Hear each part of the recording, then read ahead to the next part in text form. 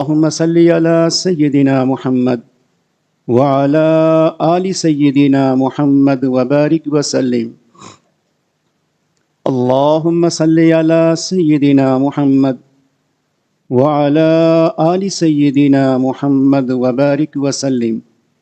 اللهم صل على سيدنا محمد وعلى آل سيدنا محمد وبارك وسلم. انسان کی زندگی ٹمٹماتے چراغ کی طرح ہے.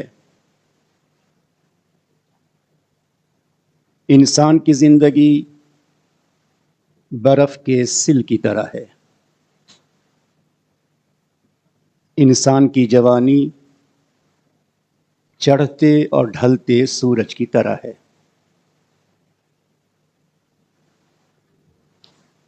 ہوا کا کون سا جھونکا ٹمٹماتے چراغ کو بجھا دے، روشنی سے لوگ محروم ہو جائیں.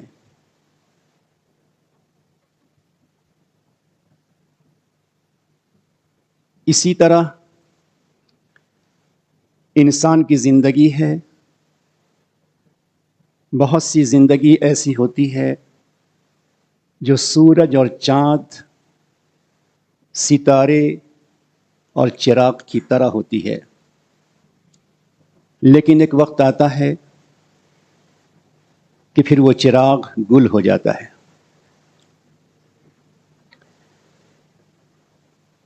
پچھلے زمانے کے لوگوں میں، پچھلے دور میں لوگ طویل العمر ہوتے تھے مگر قلیل المرض ہوتے تھے. طویل العمر ہوتے تھے لیکن قلیل المرض ہوتے تھے. اس امت کے لوگ قلیل العمر ہیں مگر کثیر المرض ہیں. پچھلی امت کے لوگ فیض رسانی کے اعتبار سے قلیل تھے. اس امت کے لوگ فیض رسانی کے اعتبار سے کثیر ہیں. بہرحال انسان کی زندگی ٹمٹماتے چراغ کی طرح ہے. تو انسانی زندگی 5 دور اور 5 مرحلے پر مشتمل ہے. انسان کی زندگی کا پہلا دور حیوانی زندگی کہلاتا ہے. دوسرا دور انسانی زندگی کہلاتا ہے. تیسرا دور ایمانی زندگی کہلاتا ہے. چوتھا دور عرفانی اور احسانی کہلاتا ہے. اور انسانی زندگی کا 5واں دور وحدانی کہلاتا ہے. اس امت کے عوام یا خواص کی تاریخ پر، اس امت کے عوام پر، خواص پر، خواص الخواص پر اگر آپ نگاہ ڈالیں گے تو ان کی زندگی یا تو ایمانی یا ایمانی سے بڑھ کر عرفانی احسانی یا اس سے آخری درجہ وحدانی ہے. انسان کی زندگی حیوانی کا مطلب یہ ہے کہ انسان اپنی طبیعت کے تقاضے سے زندگی گزارتا ہے. انسان جب بالکل بچہ ہوتا ہے، جب اس میں شعور اور احساس نہیں ہوتا، امتیاز کی صلاحیت نہیں ہوتی، اس سے پہلے جو اس کی زندگی ہے وہ زندگی حیوانی زندگی کہلاتی ہے. اور جب انسان کی عمر کچھ بڑھتی ہے اور عقل و شعور سے وہ کام لینا شروع کرتا ہے تو وہ انسانی زندگی کہلاتا ہے. اگر اللہ نے اسے ایمان کا چراغ دیا ہے، اس کے دل میں ایمان کی روشنی ہے اور ایمانی تقاضے سے زندگی گزارتا ہے تو اسے ایمانی زندگی کہا جاتا ہے. پھر اس کے بعد انسان اگر اپنے قلب پر، اپنی روح پر محنت کرتا ہے تو قلب و روح پر محنت کرنے کے بعد اس کی زندگی میں ایک اور مرحلہ آتا ہے جسے عرفانی اور احسانی زندگی کہتے ہیں، یعنی وہ زندگی جس زندگی میں اسے اللہ کی معرفت حاصل ہے، وہ زندگی جس زندگی میں معرفت کے ساتھ خشیت حاصل ہے، وہ زندگی جس زندگی میں معرفت کے بعد وصل اور تعلق کی کیفیت حاصل ہے۔ اگر معرفت کی دولت ہے تو پھر اس کی زندگی میں صفت احسان اور صفت معیت حاصل ہوتی ہے۔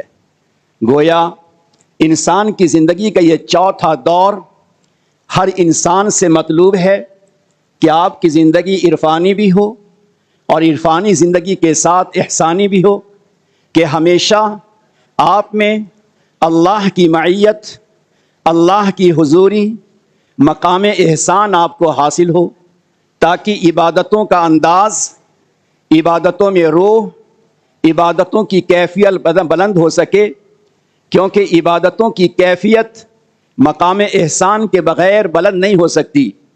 اس بنیاد پہ جہاں انسان سے مطالبہ ہے ایمانی زندگی کا کہ قانون شریعت کے مطابق، احکام شریعت کے مطابق آپ کو زندگی گزارنی ہے، جہاں انسان سے مطالبہ ہے قانون شریعت کے مطابق زندگی گزارنے کا، وہیں انسانوں سے مطالبہ ہے احسانی اور عرفانی زندگی گزارنے کا۔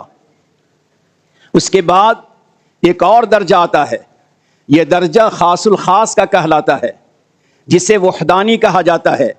وحدانی زندگی اس اللہ کے بندے خاص، اس درویش دل، اس صاحب نسبت، معرفت اور خشیت کے سمندر میں ڈوبے ہوئے انسان، اسے یہ کیفیت حاصل ہوتی ہے جس کیفیت کو مقام فنا اور فنائیت کا درجہ کہا جاتا ہے۔ اب گویا اس کے دل پر، اس کے ذہن و دماغ پر غیر اللہ کا، ما سوی اللہ کا خیال نہیں آتا۔ جب دیکھو سفر حضر، خلوت و جلوت، ہر دم اس کے دل پر اللہ کا خیال، اللہ کا دھیان، حضوری و احسان کی کیفیت طاری ہوتی ہے، اور وہ بندہ اپنے آپ میں خدا کے سامنے فنا ہو جاتا ہے۔ یہ انسانوں میں یہ آخری درجہ ہے۔ اگر ہم اور آپ اکابر دیوبند کی زندگی کو دیکھیں، دیگر مشائخ کو دیکھیں، اسلاف کو دیکھیں، تو ہم جن اسلاف کا نام اور جن اکابر کا نام فخر کے ساتھ لیا کرتے ہیں، یا تو وہ کم از کم مقام عرفان اور مقام احسان میں ہوں گے، یا زیادہ سے زیادہ مقام وجدان میں ہوں گے، وحدان میں ہوں گے۔ اب ذرا غور کیجئے گا کہ یہ جو تیسری صفت ہے عرفان کی، عرفانی اور احسانی، یہ تیسری اور چوتھی کیفیت، اسی طرح سے پانچویں کیفیت، یہ بغیر تزکیہ کے حاصل نہیں ہو سکتا۔ تزکیہ شرط لازم ہے۔ یہ کیفیت اور تزکیہ یہ ایک دوسرے کے لیے لازم و ملزوم ہے۔ جب تک انسان تزکیہ نہیں کرے گا، اس وقت تک انسان کو مقام احسان، اس وقت تک انسان کو مقام معرفت حاصل ہو جائے، یہ ناممکن سی بات ہے۔ اسی بنیاد پہ جہاں اللہ نے ہمیں اور آپ کو مقام عرفان اور مقام احسان کو حاصل کرنے کو حکم دیا، وہیں پاک پروردگار نے ہمیں اور آپ کو تزکیے کا بھی حکم دیا ہے۔ اب یہاں غور کیجئے گا کہ اللہ رب العزت نے تزکیہ کے 3 راستے بنائے۔ انسانوں کے لیے تزکیے کا ایک ہی راستہ ایسا نہیں ہے، تزکیہ کا 3 راستہ ہے۔ ایک راستہ تزکیے کا تزکیہ وہبی کہلاتا ہے، دوسرا راستہ تزکیہ کسبی کہلاتا ہے، اور تیسرا راستہ تزکیہ عطائی کہلاتا ہے۔ یہ 3 طرح کے تزکیے ہیں۔ یہ اللہ کا کرم ہے، اللہ کا احسان ہے کہ اللہ اپنے بندوں کو طرح طرح سے نوازتا ہے۔ تزکیے کا پہلا طریقہ تزکیہ وہبی ہے، یعنی اللہ رب العزت اپنے فضل و کرم سے نگاہ رحمت اور نگاہ محبت اس طرح سے ڈالتا ہے کہ لمحوں میں اس بندے کا تزکیہ ہو جاتا ہے، لمحوں میں اس کا تزکیہ ہو جاتا ہے۔ کوئی چھوٹا سا معاملہ، کوئی چھوٹا سا قصہ، کوئی چھوٹا سا واقعہ، اس کی چھوٹی سی ادا، اس کا چھوٹا سا عمل اللہ رب العزت کو اتنا پسند آتا ہے، اتنا پسند آتا ہے کہ اسی چھوٹی سی ادا اور چھوٹے سے عمل کو اللہ بہانہ بنا کر لمحوں میں، سیکنڈوں میں اس کا پورا پورا تزکیہ کر دیتے ہیں۔ جن اکابر و مشائخ کا تذکرہ، چاہے فضیل بن عیاض ہوں، چاہے بشر حافی ہوں، چاہے مالک بن دینار رحمت اللہ علیہ ہوں، ان حضرات کی زندگی کو دیکھیں کہ ان کا بھی تزکیہ ہوا، مگر تزکیہ وحبی تھا، چند لمحوں میں ان کا تزکیہ ہو گیا تھا۔ نمبر 2، تزکیہ عطائی ہے۔ تزکیہ عطائی یہ ہے کہ انسان کسی کی صحبت میں رہے، جس کا تذکرہ اللہ رب العزت نے کہا وَاتَّبِعْ سَبِيلَ مَنْ أَنَابَ إِلَيَّ وَكُونُوا مَعَ الصَّادِقِينَ، یہ کونوا مع الصادقین کا حکم دینا، وَاتَّبِعْ سَبِيلَ مَنْ أَنَابَ إِلَيَّ کہنا، یہ در حقیقت تزکیہ عطائی کا اشارہ دینا ہے کہ تجھے کسی کی نگاہ صحبت میں رہنے پر، کسی کی صحبت میں رہنے پر، کسی کی نگاہ میں رہنے پر، کسی کی توجہ میں رہنے پر تمہارا تزکیہ ہو جائے گا۔ اور تیسرا تزکیہ کسبی کہلاتا ہے۔ اللہ رب العزت نے انسان کو مکلف کیا ہے مجاہدے کا، مکلف کیا ہے محنتوں کا، مکلف کیا ہے مشقتوں کا، مکلف کیا ہے ان راہوں پہ چلنے کا جن راہوں پہ چلنے سے انسان کے اپنے نفس کا تزکیہ ہوتا ہے۔ یہ 3 طرح سے من جانب اللہ تزکیہ ہوتا ہے، جس میں بطور خاص جو سنن عادیہ ہے، وہ سنن عادیہ تزکیہ کسبی ہے کہ ہر انسان کو کسب، محنت، مجاہدہ، مشقتیں، کوششیں اسے کرنی پڑیں گی۔ یہ اللہ کا عام دستور اور عام طریقہ ہے کہ تجھے معمولات کی پابندی کرنی پڑے گی، شیخ نے جو ہدایات دی ہیں اس پر عمل کرنا پڑے گا، ان راہوں کو طے کرنا پڑے گا، مجاہدات کی بھٹیوں سے تجھے گزرنا پڑے گا، تب جا کر تمہارا تزکیہ کسبی کہلائے گا۔ اس تزکیہ کسبی کے لیے امام غزالی رحمۃ اللہ علیہ نے 4 راستے لکھے ہیں کہ جو انسان چاہتا ہے کہ کسب اور مجاہدے کے ذریعے بھی میں اپنا تزکیہ کروں اور اپنے قلب پر اللہ کے فیضان کو، اپنے قلب پر اللہ کی رحمتوں کو، اپنے قلب پر تجلیات الہیہ کو، اپنے قلب پر تجلیات ربانیہ کو اتاروں اور اپنی محنتوں کے ساتھ اگر شیخ کا فیض اس کی توجہ چل رہی ہے تو بھی ہمارے قلب میں آ کر جاگزی ہو جائے، اگر کوئی شخص یہ چاہتا ہے تو اسے 4 باتوں کا اہتمام کرنا پڑے گا۔ نمبر 1 مشارطہ، نمبر 2 مراقبہ، نمبر 3 محاسبہ، نمبر 4 مؤاخذہ۔ اگر کوئی چاہتا ہے کہ میں اس راہ میں اللہ کی منزل کو چھو سکوں تو اسے اپنے معمولات کی پابندی، اپنے نفس کے دھوکہ میں پڑنے سے بچنے، اپنے سستی اور غفلت سے بچنے کے لیے اسے 4 باتوں کا اپنے آپ میں اہتمام کرنا پڑے گا۔ مشارطہ یعنی اپنے آپ سے اسے شرط لگانی ہوگی، اپنے آپ سے بات کرنی پڑے گی، اپنے آپ سے شرط لگانی پڑے گی، جسے مشارطہ کہتے ہیں کہ دیکھو اے فلاں، اے نفس، تجھے یہ کرنا ہی کرنا ہے، اگر تم نے نہیں کیا تو میں تجھے اس طرح کی سزا دے سکتا ہوں، میں تجھے فلاں کھانے سے محروم کر سکتا ہوں۔ یہ اپنے آپ کو شرط لگانا اور اس طرح سے معمولات کی پابندی کرنا کہ گویا اس کے لیے شرط کے درجے میں ہے۔ حضرت بلال رضی اللہ تعالیٰ عنہ سے نبی علیہ الصلوۃ والسلام نے پوچھا، اے بلال، یہ کیا معاملہ؟ میں جنت میں گیا تو تم مجھ سے آگے آگے چل رہے تھے، تمہارے کھڑاون کی آواز آ رہی تھی، تیرا کون سا ایسا عمل تھا کہ تو آگے آگے چل رہا تھا؟ حضرت بلال رضی اللہ تعالیٰ عنہ نے فرمایا، میرا تو کوئی ایسا عمل نہیں ہے، مگر ہاں مجھے یاد آتا ہے کہ جب بھی میں وضو کرتا ہوں، جب بھی میں حالت حدث میں پیش آتا ہوں، میرا وضو ٹوٹتا ہے تو میں بالانتظام، ہمیشہ مداومت کے ساتھ میں پہلے وضو کرتا ہوں اور وضو کرنے کے بعد میں 2 رکعت نماز پڑھتا ہوں۔ در حقیقت جب انسان پر کو حدث لاحق ہو جائے، وضو ٹوٹ جائے تو وضو کرنا لازم نہیں ہے اور 2 رکعت تحیۃ الوضو پڑھنا لازم نہیں ہے، مگر حضرت بلال رضی اللہ تعالیٰ عنہ نے اپنے آپ کے لیے اللہ کا قرب حاصل کرنے کے لیے، مقام رفیع کو حاصل کرنے کے لیے، حضرت بلال رضی اللہ تعالیٰ عنہ نے اپنے اوپر گویا شرط کا درجہ لگا دیا تھا۔ اسے کہتے ہیں مشارطہ۔ اور مشارطہ کے بعد مراقبہ۔ مراقبے کا مطلب یہاں پر ہے اپنے آپ کی نگرانی، کہیں ایسا تو نہیں کہ عمل بھی ہو رہا ہے اور عمل کے ساتھ کہیں گناہ بھی ہو رہا ہے، کہیں ایسا تو نہیں کہ زبان سے اللہ اللہ ہو رہا ہے اور نگاہیں کچھ چیزوں کو چرا رہی ہیں، کہیں ایسا تو نہیں کہ دل اللہ اللہ کر رہا ہو اور نفس کچھ اور خیال بنا رہا ہو۔ فرمایا کہ اپنے مشارطے کے ساتھ ساتھ اپنے آپ پر، اپنے ذہنی خیالوں پر، اپنے وساوس پر، اپنے خیالات پر، دل میں ابھرنے والی باتوں پر نگاہ رہے، کہیں وہ باتیں اللہ کی ناراضگی کا سبب تو نہیں ہے۔ تو مراقبہ بھی ہو، اور اس کے بعد پھر محاسبہ یہ کہ اپنے آپ کا محاسبہ ہمیشہ لیتا رہے کہ میں آج صبح سے شام تک مجھے جس طرح زندگی گزارنی تھی اور جو معمولات ہمیں کرنے تھے ان معمولات کو ہم نے پابندی کے ساتھ کیا ہے یا نہیں کیا ہے، اپنی شرط کو ہم نے پورا کیا ہے یا پورا نہیں کیا ہے۔ اور نمبر 4 ہے مؤاخذہ۔ میں اس تناظر میں بات کر رہا ہوں کہ ہم اپنے آپ سے ہمیشہ کہتے ہیں مجھے وقت نہیں ملتا، ہم یہ کہتے ہیں مجھے فلاں نہیں ہو پاتا، ہم معمولات پورا نہیں کر پاتے۔ اس تناظر میں ہم اس بات کو سنیں کہ چوتھے نمبر پر مؤاخذہ ہے، یعنی اپنے آپ کو سزا دینا، جس کا تذکرہ حکیم الامت حضرت اقدس اشیر تھانوی رحمۃ اللہ علیہ نے بھی کیا ہے کہ اگر آپ کا نفس سیدھا نہیں ہوتا، آپ کا نفس اگر گناہ کی طرف چلتا ہے یا آپ کے معمولات آپ سے پورے نہیں ہوتے، تو ایسی صورت میں آپ اپنے آپ کو سزا دیجئے۔ جب انسان اپنے آپ کو سزائیں دیتا ہے، انسان کا نفس سیدھا ہو جاتا ہے۔ مالک ابن دینار رحمۃ اللہ علیہ، انہیں محسوس ہوا کہ میرا نفس مجھے سستی کی طرف، میرا نفس مجھے غفلت کی طرف، میرا نفس مجھے بہت سے اعمال کے چھوڑنے کی طرف لے جاتا ہے۔ تو حضرت مالک ابن دینار رحمۃ اللہ علیہ نفس نے کہا، اے مالک ابن دینار 10 سال ہو گئے، اب تو ذرا مجھے میٹھا کھلا دو۔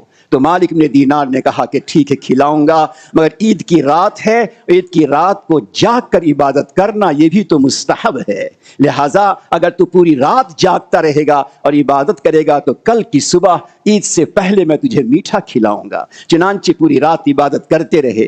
گھر والوں نے بہت عمدہ سا ڈش تیار کیا، بہت عمدہ سا کھانا تیار کیا۔ غور کیجئے، جو راہ سلوک کو طے کرنے والے اللہ کے بندے ہیں، انہوں نے صبح جب ہوئی اور نماز فجر کے بعد عیدگاہ جانے سے قبل گھر والوں نے میٹھا پیالہ پیش کیا، اور جیسے ہی ہاتھ میں لیا تو نفس نے آواز دی، اے مالک ابن دینار، کچھ بھی ہو جائے، چاہے 10 سال کا زمانہ گزر گیا، میں نفس ہو کر میں نے اپنی بات تم سے منوا لی ہے، میں نے آج تجھے منوا لیا۔ تم نفس کے سامنے جھک گئے، فوراً مالک ابن دینار نے وہ میٹھا چھوڑ دیا، عیدگاہ کی طرف چلے گئے۔ عید کی نماز کے بعد جب لوٹے ہیں تو لوٹنے کے بعد سو جاتے ہیں۔ تھوڑی دیر کے بعد کسی نے دروازہ کھٹکھٹایا، دیکھا ایک بندہ ہے جو دسترخوان، جو خوان لیا ہوا ہے، جو خنچہ لیا ہوا ہے، بہترین اس میں کھانے سجے ہوئے ہیں، اوپر سے کپڑا پڑا ہوا ہے۔ اس نے دروازہ کھلوایا، مالک بن دینار نے پوچھا کیا ہے؟ مالک بن دینار نے کہا کیا ہے؟ کہنے لگے سنیے پہلے میری بات، میں سو رہا تھا، مجھے سونے کی حالت میں نبی اکرم صلی اللہ علیہ وسلم کی زیارت ہوئی، اور مجھے آپ نے فرمایا اے فلاں اگر محشر میں میری زیارت کرنا چاہتے ہو، اے فلاں محشر میں اگر میری زیارت کرنا چاہتے ہو، میرا قرب اگر پانا چاہتے ہو، تو میرا مالک ابن دینار گھر پہ رہے، جاؤ اس کو میٹھا میٹھا کھلا کر آؤ، اور کہنا یہ میری طرف سے نہیں ہے، سرکار مدینہ کی طرف سے ہے۔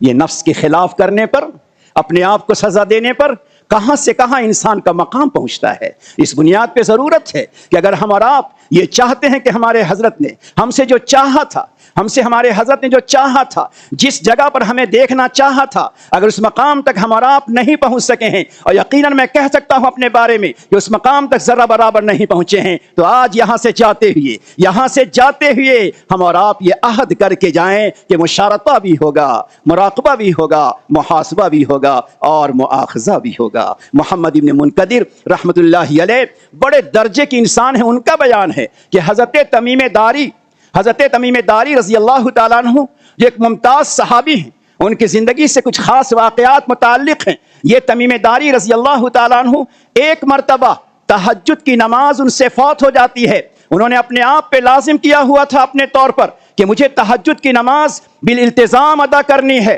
اس کے بغیر روحانی ترقی نہیں ہوگی، وہ ان کا اپنا نظریہ تھا۔ ایک دن تہجد کی نماز فوت ہو گئی تو کہتے ہیں محمد ابن منقدر بڑے انسان ہیں، وہ کہتے ہیں اپنے نفس کو سزا دینے کے لیے اور تلافی کے لیے 1 سال تک رات میں سوئے نہیں ہیں، 1 سال تک رات میں سوئے نہیں۔ کیوں؟ اس لیے کہ اس کے بغیر ہم اللہ کا وہ مقام نہیں پا سکتے جو صالحین کو ملا کرتا ہے۔ فضیل ابن عیاض رحمۃ اللہ علیہ کے بارے میں لکھا ہے کہ ایک مرتبہ ایک سنت فوت ہو گئی، خواب میں نبی علیہ الصلوۃ والسلام نظر آئے اور فرمایا فضیل مجھ سے محبت کا دعویٰ یہ سنت تم سے چھوٹ گئی؟ کہتے ہیں میری آنکھ کھلی، گھبرا گیا، میری آنکھ کھلی، مجھے خوشی بھی ہوئی اور غم بھی ہوا۔ خوشی اس بات سے من رآنی فی المنام فسیرانی، جس نے مجھے خواب میں دیکھا اسے میرا دیدار ضرور حاصل ہوگا۔ تو اس بات پہ شکر ادا کیا، لیکن ایک سنت کے ترک پر اور نبی علیہ الصلوۃ والسلام کی طرف سے بہت لطیف عتاب کی بنا پر انہوں نے اپنے اوپر لازم کر لیا، اپنے نفس سے کہا اے نفس تو نے سستی کی بنا پر میرے حبیب کی ایک سنت کو چھوڑا ہے، اب میں تجھ سے 500 نفل نماز پڑھاؤں گا۔ یہ ہمارے اکابر ہیں، یہ ہمارے بڑے ہیں، جن بڑوں نے اپنے آپ کو عبادت کے اعتبار سے، صدقے کے اعتبار سے، کھانے پینے کے چھوڑنے کے اعتبار سے اپنے آپ کو سزائیں دی ہیں۔ ان سزاؤں کے دینے سے انسان کا نفس سیدھا اور ڈھیلا ہوتا ہے اور معمولات کا کرنا اس کے واسطے آسان ہوتا ہے۔ اس بنیاد پر ہمیں چاہیے کہ ہم ان چیزوں پر عمل کریں۔ جب انسان وحدانی کیفیت میں آتا ہے، وحدان کا مطلب ہے کہ اس کی نگاہ ہمیشہ اللہ پر ہو، نہ ظاہر پر، نہ اپنے اعمال پر، نہ اپنی کاوشوں پر، نہ اپنی کتابوں پر، نہ درس و تدریس پر، امامت پر، کسی چیز پر اس کی نگاہ نہیں ہوتی۔ اپنے تمام تر محنتوں مجاہدے کے باوجود نگاہ ہوتی ہے اللہ کی رضا پر۔ ہماری اور آپ کے دلوں کا رخ بھی اسی طرف ہونا چاہیے کہ میرا اللہ مجھ سے راضی ہو جائے۔ علامہ ماوردی رحمۃ اللہ علیہ فقہ شافعی کے ایک بہت بڑے فقیہ اور بہت بڑے محدث گزرے ہیں۔ حلیۃ الاولیاء کے حوالے سے فقہ النفس کتاب میں ان کا ایک واقعہ نقل کیا ہے جو بہت عجیب ہے کہ انسان جب مقام وحدان میں پہنچتا ہے تو اس کے دل کی کیفیت کیا ہوتی۔ اخیر وقتوں میں ان کی کئی کتابیں تھیں جو ابھی مخطوطہ تھیں اور ابھی عام نہیں ہوئی تھی، تو انہوں نے کہا کہ پتہ نہیں میرے اللہ کے یہاں یہ میری ساری تصنیفات مقبول ہیں کہ نہیں ہیں، اللہ کے یہاں میری تصنیفات، میری کتابیں اللہ کے یہاں مقبول ہیں کہ نہیں۔ تو اس بنیاد پر انہوں نے بہت سی کتابیں جو اخیر وقتوں میں لکھی انہوں نے اس کو شائع نہیں کیا، اپنے شاگرد خاص کو بلایا اور یہ کہا کہ اگر اللہ کے یہاں مقبول نہیں ہے تو یہ سب کے سب ضائع اور بیکار ہیں، اور اللہ کے یہاں اگر مقبول ہیں تو سب سے بہتر ہے۔ پتہ کیسے چلے گا کہ اللہ کے یہاں مقبول ہے یا نہیں؟ تو انہوں نے اپنے شاگرد خاص کو بلایا اور کہا کہ جب میں سکرات کے عالم میں آؤں گا اور قومے کی حالت میں پہنچوں گا تو میرے ہاتھ کو پھیلا دینا، اپنے ہاتھ کو میں اپنا ہاتھ پھیلا دوں گا اور میرے ہاتھ پر تم اپنے ہاتھ کو رکھ لینا۔ میں اپنا ہاتھ پھیلاؤں گا اور میرے ہاتھ پر تم اپنے ہاتھ کو دبا کے رکھ لینا۔ سکرات کے عالم میں انسان کو عالم بالا کی چیزیں منکشف ہو جاتی ہیں، بہت سی مغیبات اس کے سامنے آ جاتی ہیں، اسے اپنا ٹھکانہ بھی کبھی کبھی فوراً نظر آ جاتا ہے۔ تو کہتے ہیں کہ جب سکرات کے عالم میں عالم بالا کی چیزوں کو دیکھوں گا اور مجھے محسوس ہو جائے گا کہ میرا ٹھکانہ کیا ہے، میں عند اللہ مقبول ہوں یا نہیں ہوں، مجھے اندازہ ہو جائے گا۔ تو اب زبان سے تو میں کچھ کہہ نہیں سکتا، تو میرا ہاتھ تیرے ہاتھ میں دبا ہوگا، اگر میں ہاتھ کو کھینچ لوں گا، اگر ہاتھ کو تھوڑا بھی کھینچوں تو سمجھ جانا کہ میری یہ کاوشیں اللہ کے ہاں مقبول نہیں ہے، میرے اللہ کے ہاں مقبول نہیں ہے، اور جو چیز اللہ کے ہاں مقبول نہ ہو اسے پیش کرنے کی ضرورت نہیں ہے۔ تم فوراً میرا جنازہ اٹھے اس سے پہلے میری ان کتابوں کو گٹھر میں ڈال کر سمندر میں ڈال دینا، اس کے بعد مجھے دفن کرنا۔ تاریخ کے حوالے سے لکھا ہے علامہ ماوردی رحمۃ اللہ علیہ جس مقام فنا پر تھے، جس مقام خشیت پر تھے، جس مقام للہیت پر تھے، لوگوں کے درمیان مشہور و معروف تھے، مگر ایک وقت آیا کہ جب ان کے شاگرد نے ان کے ہاتھوں پر ہاتھ رکھا تو ان کا ہاتھ رکھا ہی رہ گیا اور کلمہ پڑھ کر ان کی موت آئی ہے۔ علامہ ماوردی رحمۃ اللہ علیہ کہ اس واقعے سے میں عرض کرنا چاہتا ہوں کہ جو انسان ہمیشہ جب مقام فنا میں آتا ہے، مقام وحدان میں آتا ہے، تو اس کی دل کی کیفیت ہمیشہ اللہ کی طرف ہوتی ہے۔ ہم اور آپ نگاہ ڈالیں گے تو آج بھی عالم میں ایسے ایسے اللہ کے بندے ضرور ملیں گے، ایسے درویش خدا ضرور ملیں گے، خاصان خدا ایسے ضرور ملیں گے جو مقام فنا میں تھے اور جنہوں نے اپنی عملی زندگی ہمارے آپ کے سامنے پیش کر کے گویا ہمیں ایک راہ دے دیا ہے، ایک نمونہ دے دیا ہے، ایک چراغ دے دیا ہے کہ تم بھی اس راہ پہ چلنا چاہو تو چل کر مقام فنا کو حاصل کر سکتے ہو۔ کسی اللہ کے بندے سے فیض اٹھانا تو فیض کے ذریعے بھی انسان کا تزکیہ ہوتا ہے، اور حضرت تھانوی رحمۃ اللہ علیہ تو بڑے حکیم امت تھے، ان کے الفاظ بڑے جچے تلے ہوتے ہیں، اور میں صرف اشارہ کروں گا بڑی بے ادبی کے ساتھ خلفائے کرام کے لیے کہ ہمیں اس کا مطالعہ کرنا چاہیے۔ خطبات حکیم الامت میں حضرت تھانوی نے لکھا کہ کسی بھی شیخ کا جو فیض ہوتا ہے وہ دو طرح سے ہوتا ہے، اور بہت علمی انداز میں لکھا ہے چونکہ اس کی نزاکت بہت عجیب سی ہے۔ فرماتے ہیں ایک ہے بدلالت لفظیہ اور ایک ہے بدلالت غیر لفظیہ۔ بدلالت لفظیہ فرمایا زندگی میں ان کے مواعظ، ان کے ارشادات، ان کے ملفوظات اور ان کی صحبت، یہ بدلالت لفظیہ ہے، اور بہت مختصر کر دیا حضرت نے بدلالت غیر لفظیہ تقویت، روح کو تقویت پہنچتی ہے، اس کے آگے تشریح کی ضرورت نہیں ہے۔ لیکن اس سے بہتر خواجہ معصوم رحمۃ اللہ علیہ کے جو مکتوبات ہیں، مکتوبات معصومیہ، اس کا جو مکتوب نمبر 39 ہے، یہ 39 بھی ہمیں دیکھنا چاہیے۔ بس میں اتنا ہی اشارہ کروں گا کہ اسے دیکھنا چاہیے، اور دیکھنے کے بعد ہمیں فیض اٹھانے کے کیا کیا راستے تھے اور اب کیا کیا راستے ہو سکتے ہیں، ان کو پیش نظر رکھ کے ہمیں فائدہ اٹھانا چاہیے۔ یقیناً اس ملفوظ کو آپ پڑھیں گے تو آپ کو بہت فائدہ ہوگا اور فیض اٹھانے کے راستے آپ کے سامنے آئیں گے۔ اللہ تعالیٰ ہمیں اور آپ کو اپنے شیخ رحمت اللہ علیہ سے جتنا ہم نے فیض اٹھایا، اللہ اسی میں پروان چڑھائے، اور اللہ تعالیٰ ایک شوق، ایک ذوق، ایک جذبہ لے کر یہاں سے جانے کی ہمیں اور آپ کو یہ توفیق ملے۔ ورنہ تو خواجہ کشف المحجوب جو کتاب ہے اس میں بڑی عجیب بات لکھی ہے کہ آدمی اگر زیادہ فیض نہ اٹھا سکے، زندگی سے فائدہ نہ اٹھا سکے، تو کم سے کم وہ حسرت نایافت رکھے۔ حسرت نایافت، نہ پانے کی حسرت، نہ حاصل کرنے کی حسرت۔ میں فلاں مقام پر گیا، فلاں جگہ پہ گیا، میں مطاف میں گیا، میں حرم میں گیا، میں فلاں جگہ گیا، لیکن میں نہ پا سکا، اے اللہ میں نہ پا سکا، یہ حسرت نایافت ہے۔ اور کشف المحجوب میں، اس صفحہ ذہن میں نہیں ہے، کشف المحجوب میں لکھا ہے کہ ایک شخص اگر شرقاً غرباً پیدل چلے، شرقاً غرباً پیدل چلے اور پھر حرم پاک تک پہنچے، تو چلنے کے اعتبار سے، لفظ یاد رکھیے گا، چلنے کے اعتبار سے اتنا فائدہ نہیں جتنا فائدہ ایک بندے کو حسرت نایاب سے ہوتا ہے۔ یہ حسرت رہ گئی، پہلے سے حج کرنا نہ سیکھا تھا۔